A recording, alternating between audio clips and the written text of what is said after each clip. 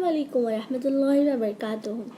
Today I am going to tell you about is coronavirus is a blessing or a curse. People often say that this pandemic of coronavirus is a divine punishment or azab which has been unleashed on mankind.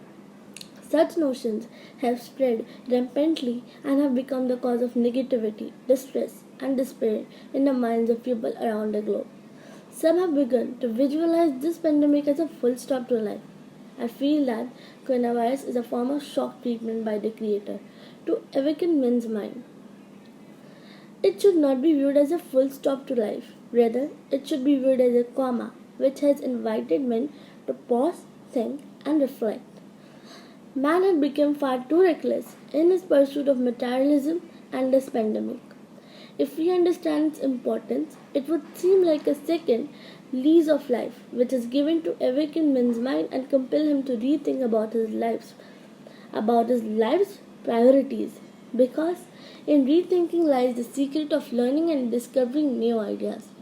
This pandemic, therefore, is a blessing in disguise, which will help men replan, course correct, and build a positive approach to life.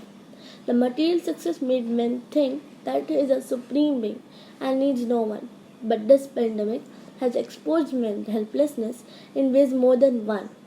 It has clarified that as a creation, man has an inherent need to look up to a higher being, our Creator, the sustainer of the universe, and follow His creation plan.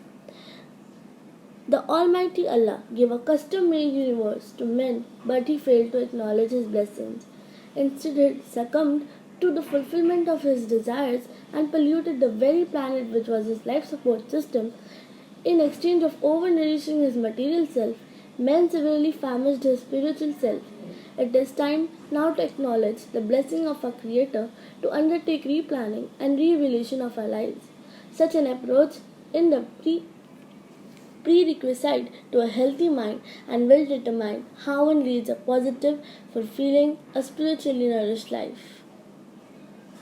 We should remember that this too shall pass. I pray and hope that not only will this experience enhance us spiritually, but that it will also make us more resilient to face challenges in life and master the art of finding a positive outcome in every situation.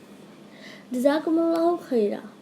This presentation is presented by from the College High School student Siddiqui Ali Khalif Rahim from 8th.